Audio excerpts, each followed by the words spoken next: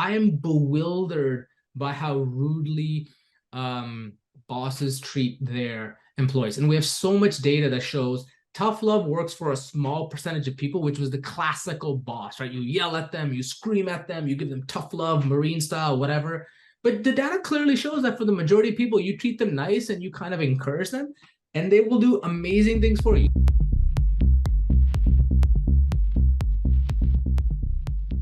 I want to talk about staff and some of the benefits you're offering, because I feel you're unique in some of the schemes that you've got, maybe for Canada or certainly for the wider world. But with moving to the 4-day work week, I assume there's not been any tangible drop off in productivity. Can you talk a little bit about how it's impacted the business? The only issue with the 4-day work week is the world works at a 7-day work week. And so for the 4-day work week, it's a little bit weird because people are sending us messages and emails and whatever on Friday. And then they're like, why didn't you respond? At times we're like, dude, like, first of all, relax. Nothing is that important.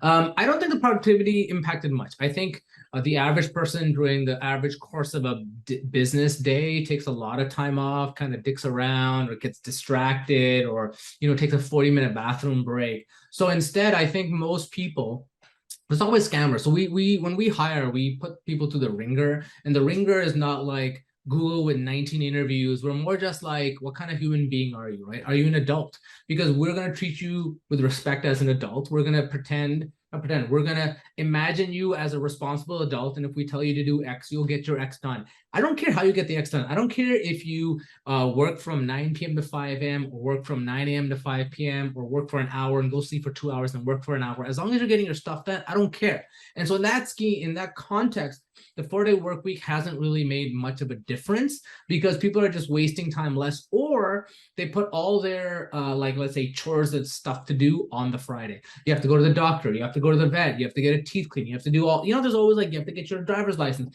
Everyone just shoves it to Friday, and because they know they can go at 9 a.m. or 10 a.m., 11 a.m. or 1 p.m. on Friday, they don't have to worry as much. I think it just focuses everyone to get the work done by Thursday, and then everyone buzzes off. And we're very big on like, don't send Slack messages on Friday. I'm actually like, Slack can track the number of messages you send across every day. And I love seeing how it crashes on Friday, stays down on Saturday, Sunday, then boop, Monday spikes right back. And then, there's a little sinusoidal wave across the 4/3 day split right there. Some of the other benefits that I've seen that Examine offer in terms of the 4-month paid paternity leave, 6-month maternity leave, paying staff $500 to take a week's holiday to make sure they do use their holiday, but also the transparency and the data and the business information you share with your staff. I mean, where does that desire for complete honesty and transparency come from? Is it because that's how you would want to be treated, or you believe that it just fosters a greater sense of a family, community, camaraderie, you're in it together? All of those things. So one of the things I super am shocked by is the amount of domain knowledge a person accrues over years is not something you can quantify, right? So if someone has worked for me for 3 years, they know all these, no matter how good you are recording things in a standard operating procedure, SAW, playbook, whatever the hell you want to call it, there's always these little things you don't know. As an example, this is super bizarre. Google Analytics 4, right? That's you have to use it if you use Google Analytics. You can't use it the old version past July. Their data modeling only stores it for 2 months. And I posted complaining about how complicated it was on social media, and some guy messaged me and he was like, hey, by the way, you might want to switch it from 2 to 14 months.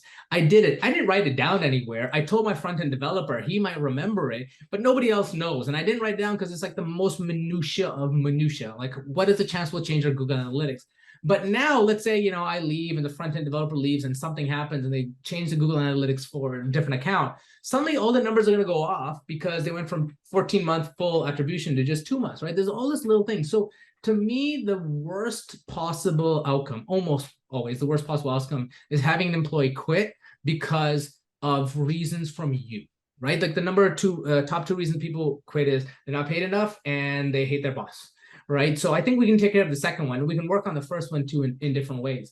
Now, the transparency thing is a lot of like, yeah, how I'd want to be treated. But the other thing that's super interesting is when you don't provide transparency to your employees, they're just going to make up things. And one of my favorite stats is like, I think it was like 70% of employees think a company's profits are their actual, in reality, their revenue. So when we started sharing our numbers with our team, they were like, oh, I see. We really don't make that much money whatsoever. And our profits really don't even exist at the time, right? And so as an example, when COVID hit, almost every single employee was offered to defer salaries or take pay cuts or whatever, because they were like, hey, I've got savings. I can coast a little bit on them. I know, I trust you guys that you guys are going to take care of us when things get better. And that's what we do, right? We do our own annual, let's say, payroll increases. You don't have to like negotiate with us. You don't have to tell us.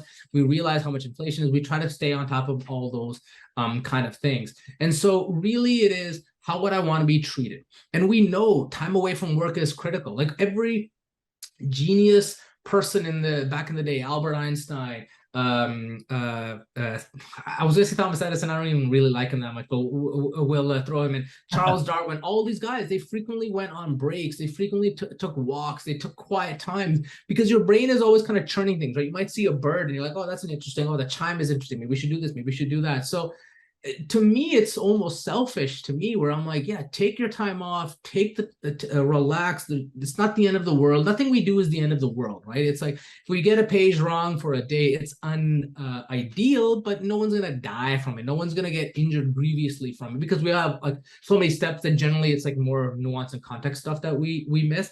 So if I treat my employees right, they'll treat me right. And then the treating you right part is great, because I can offload responsibilities, right? If I trust you, let's say Joe is an employee, and I'm like, hey, I'm going to explain to you the why. And the reason I'm going to explain to you the why is if I'm doing something that's incongruent with what we're talking about, what we're trying to do, you can step in and be like, what's going on here, right? If I'm like, hey, we're doing this because of this reasons, you can figure out what the KPIs are. You can figure out what it looks like. You can figure out how you would want it, right? So we're very big on, we tried holacracy, like flat. It's a little bit difficult because sometimes you need one person to push things. We did like our own little modified version.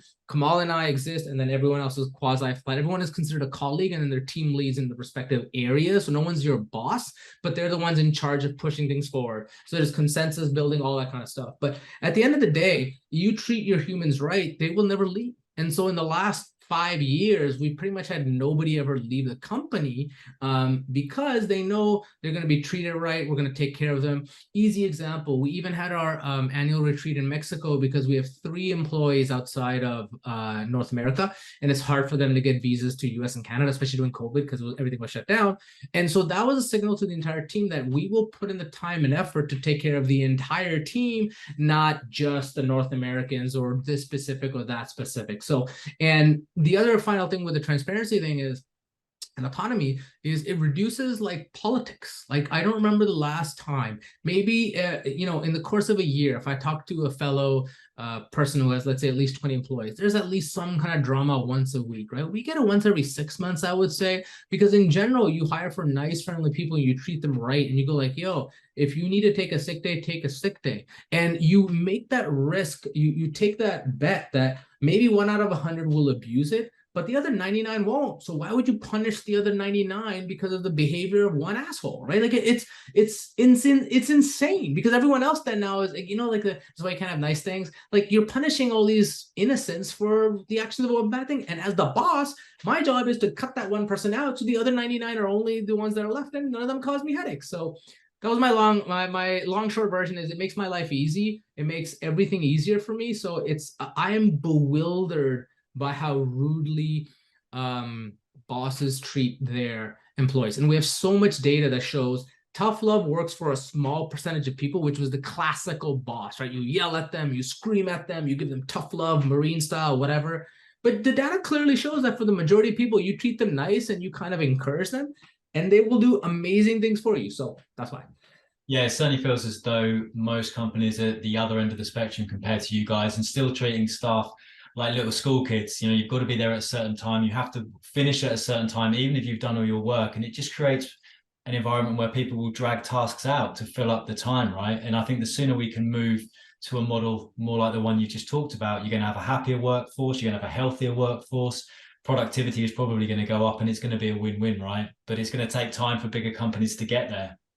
it takes time, and it's a little bit weird, I'll be honest, right? Like, I am generally not a very touchy feel, not even touchy, but a very feely person. I tough love works for me, right? Like, it is something that works for me. So I'm not one who needs to be encouraged. I'm a kind of guy who'd be like, F you, I'm gonna do what I want, don't tell me what to do. I would tell my teachers in high school that they're gonna work for me. Like, that's the kind of like person I was, right? I was very mouthy. I was like, don't tell me what to do. So and that's what's even funnier, right? Is like, it's the inverse of who I am naturally, where I'm just like, do the work and leave me alone. I don't care, right? I'm not gonna bother you. But in the long term, it's nice because you get to know your team. You get to know what they, and going back to the original conversation about networking, right? Like, I know this one person loves the NBA and this one person loves that, and we can chat about this. And having the bonds makes you, I don't want to say disappointed because it's not like a parental relationship, but it's like this other person is, I feel the responsibility of them trusting me, but they also feel the responsibility of me trusting them. And it's not manipulative, it's friendship almost, right? It's like, yo, you're good at this.